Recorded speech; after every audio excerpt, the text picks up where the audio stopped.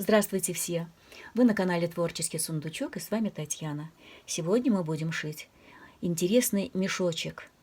И служить он может как для подарков, пасхальных подарков, впереди у нас Пасха, так и для хранения сыпучих продуктов, сушеных ягод, травяных сборов, то есть может занять достойное место и на кухонной полке.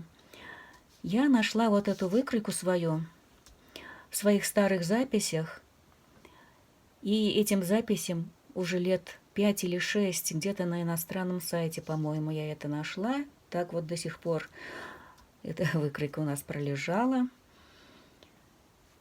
Начнем с того, что нам понадобится 2 полоски ткани из подкладочной ткани и 2 полоски из лицевой части. Полоски размером 13,5. Здесь будет 13,5 на 36. Для начала от основания мы вырезаем вот такие уголочки с размерами 3 сантиметра по сторонам.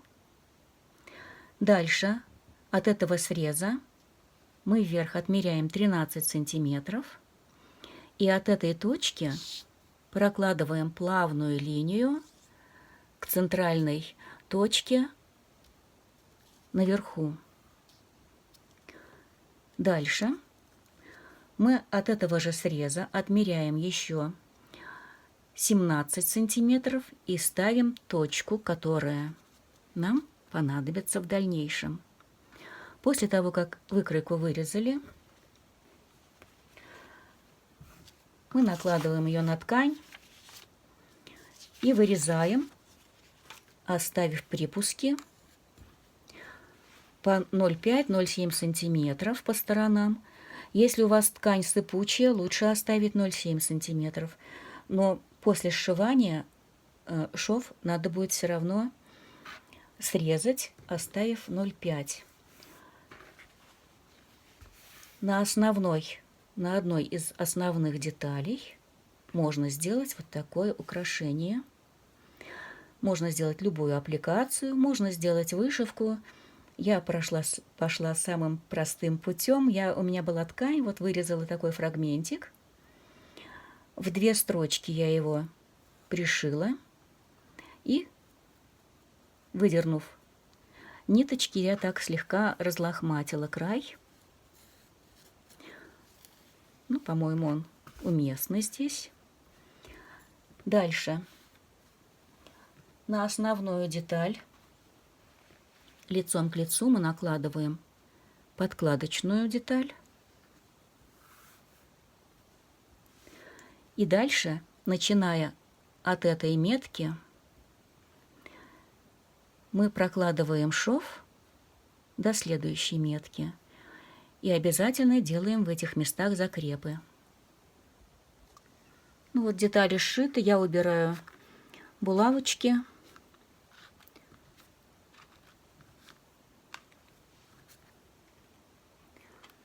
И теперь нам надо все это вывернуть. Но прежде чем выворачивать, вот таким образом надо сделать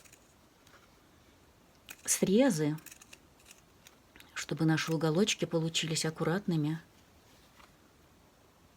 тоненькими.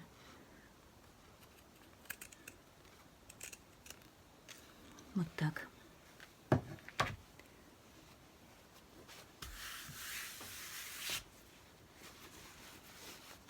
Выворачивать уголочки надо будет аккуратненько, без фанатизма. Я это сделаю с помощью палочки.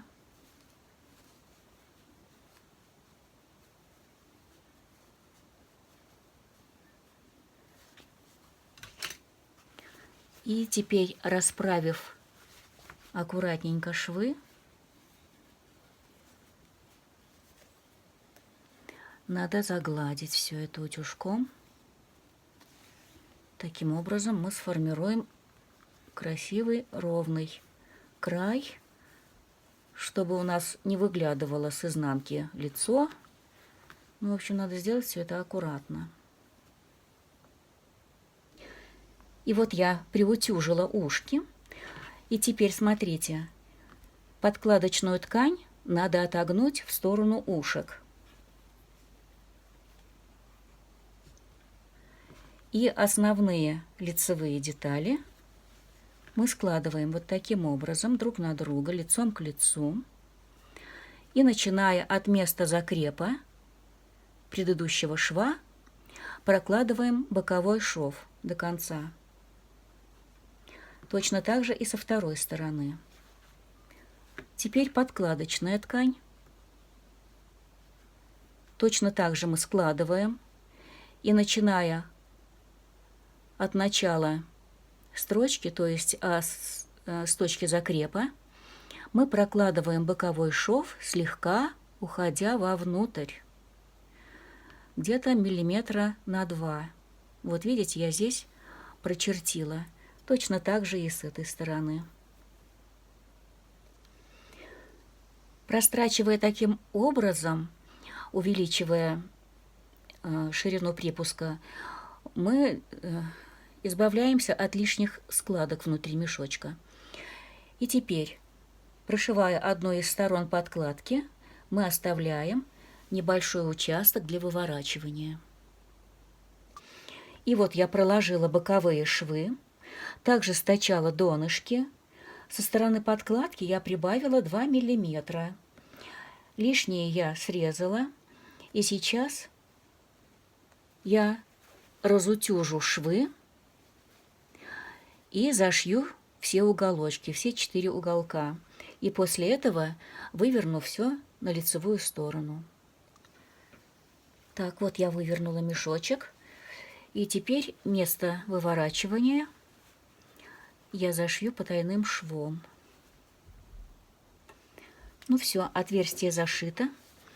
И сейчас я подкладочку вложу вовнутрь. И расправляем уголочки.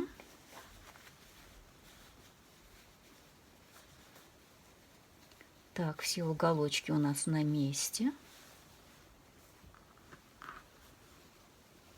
Вот так выглядит наш мешочек.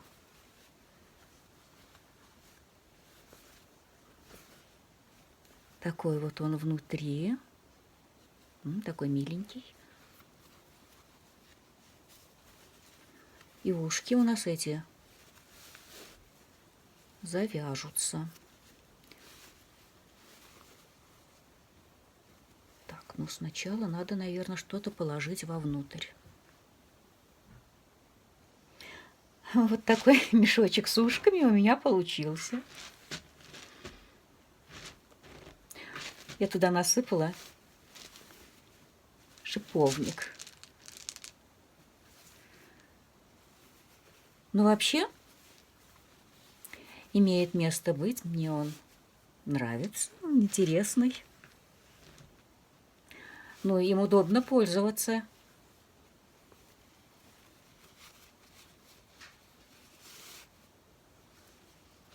Вот так.